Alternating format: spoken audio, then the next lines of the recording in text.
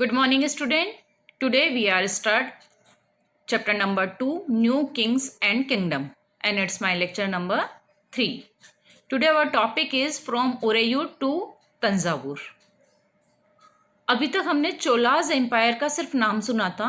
इस टॉपिक में हम चोलाज एम्पायर किस तरह से आगे बढ़ा, किस तरह से फैला, इसके बारे में थोड़ा सा डिटेल में स्टडी करेंगे. तो यहाँ पर हम दो नाम देख रहे हैं, मुटियार्स एंड विजयालयास. हमने अभी तक सामंत के बारे में पढ़ा था इससे पहले वाले वीडियो में. सामंत कौन थे? सामंत, हाँ बिल्कुल, सामंत राजा के अंडर में काम करने वाले थे. कई बार वो राजा को ओवरथ्रू करके वहाँ के खुद क्या बन जाते थे? राजा बन जाते थे. तो यहाँ पर हमारे मुटियार्स एंड विजयालयास जो हैं वो क्या हैं? सामंत थे. अगर हम मुटियार्स की बात करें तो इन्होंने पल्लवास को ओवरथ्रू किया था और खुद क्या बन गए थे? राजा बन गए थे. और कावेरी डेल्टा के आसपास का जो एरिया है वो इनके अंडर में इन्होंने ले लिया था. कावेरी डेल्टा के आसपास का एरिया हमेशा बहुत ज़्यादा फर्टाइल होता था, तो बहुत ज़्यादा ये रिच थे. अगर हम विजयालयास की बात करें तो Vijayalayas is a initial chiefly family of Cholas from Uraiyur. Uraiyur के ही जो चोलास की जो फैमिली थी वहाँ के मेन हेड थे विजयालयास. तो विजयालयास चोलास फैमिली को बिलोंग कर रहे थे. विजयालयास जो थे इन्होंने मुटियार्स पे अटैक किया और उन्हें हराकर वहाँ पर भी अपना अधिकार जमा लिया, मीन्स कैप्चर कर लिया. तो इस तरह से चोलास जो थे वो क्या कर रहे थे? पावरफुल होते जा रहे थे, दूसरी जगह अपना अधिकार युद्ध करते थे और अपना साम्राज्य आगे बढ़ा रहे थे. The successor of Vijayalayas conquered neighbouring region and the kingdom.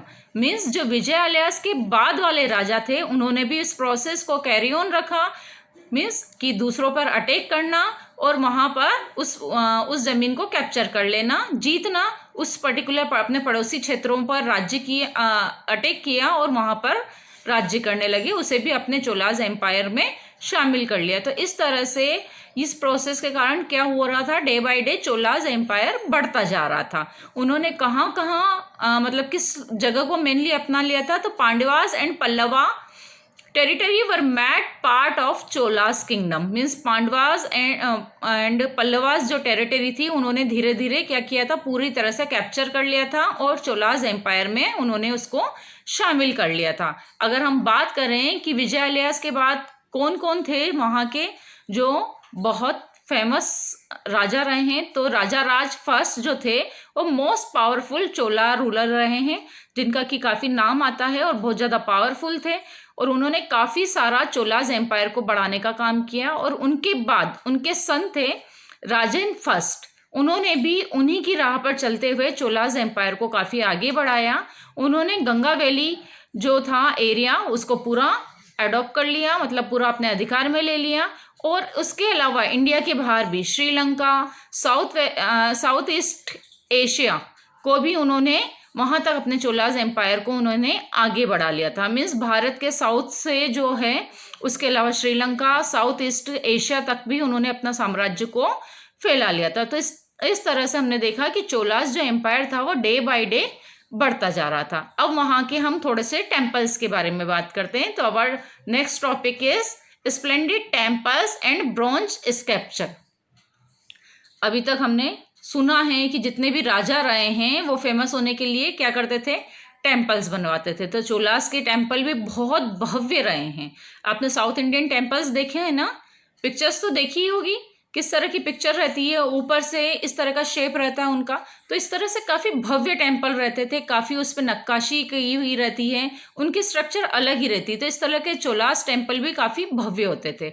Cholas temple often become a nuclei of settlement. अब न्यूक्लियाई ऑफ सेटलमेंट क्या है, ये सबसे मेन बात है. न्यूक्लियाई ऑफ सेटलमेंट में चोलास टेम्पल में जो काम करते थे वहाँ पर रहने वाले लोग जो टेम्पल में काम कर रहे थे, धीरे धीरे वो टेम्पल के आसपास ही सेटल होने लगे. मीन्स वहाँ के पुजारी हैं, वहाँ के मतलब कुक हैं, वहाँ के डांसर हैं, वो धीरे धीरे क्या करने लगे कि मंदिर के आसपास ही वो रहने लगे. Temples were also given land by ruler and other. अब टेम्पल्स को क्या दी जाती थी? लैंड दी जाती थी दान में, किसके द्वारा? रूलर के द्वारा। और जो भी वहाँ के पावरफुल पर्सन रहते थे, काफ़ी रिच पर्सन रहते थे, वो क्या करते थे? टेम्पल्स को जमीन दान में देते थे। अभी हम भी लोग देते हैं, मनी दान में देते हैं, लेकिन उस टाइम पर क्या किया जाता था? एक पर्टिकुलर जमीन दे दी जाती थी कि ये जमीन टेम्पल्स की रहेगी। तो इस तरह से टेम्पल्स का क्या हो रहा था? पावर बढ़ता जा रहा था। अब ये जमीन मिली है, देन लैंड का क्या करते थे लोग? तो लैंड पर एग्रीकल्चर किया जाता था और वहां से जो भी प्रोड्यूस होता था, use for maintaining all the specialist who work and lived near temple. तो जो भी जमीन एग्रीकल्चर होता था और उससे जो भी प्रोड्यूस हो रहा था, वो किसको मेंटेन करने के लिए होता था? जो कि टेम्पल में वर्क कर रहे हैं। टेम्पल तो उससे मेंटेन होता ही था, वहां से मिलने वाले पैसे से, लेकिन उसके साथ जो भी वहाँ काम करने वाले लोग थे, उनके मेंटेनेंस के लिए भी उस पैसों को खर्च किया जाता था, या उससे जो भी प्रोड्यूस होता था वो उनको दिया जाता था। अब इसमें कौन कौन लोग आएंगे? Priest, garland maker, कुक्स, sweeper, musician, dancer etcetera. तो जो भी वहाँ पर काम करने वाले थे, ये मैं आपको पहले ही बोल चुकी हूँ, वहाँ के पुजारी हैं, गार्लैंड मेकर्स हैं, कुक हैं, खाना बनाने वाले हैं, स्वीपर है, सफाई करने वाले हैं। तो उन सब के लिए, वो मेंटेनेंस के लिए वो जो लैंड दी जाती थी, उस पर एग्रीकल्चर किया जाता था और उससे जो मिलता था उससे इन सब पर इन्वेस्ट किया जाता था या इन पर खर्च किया जाता था और इनको दिया जाता था। तो temple were hub of economic, social, culture, life as well. Means जो टेम्पल क्या था? सिर्फ एक टेम्पल ही नहीं रह गया था, वो एक हब बन गया था। मीन्स किसी भी राजा को अपना इकोनॉमिक पावर दिखाना है, सोशल उनको कल्चर दिखाना है, तो वो वहाँ कहाँ से रिप्रेजेंट होता था?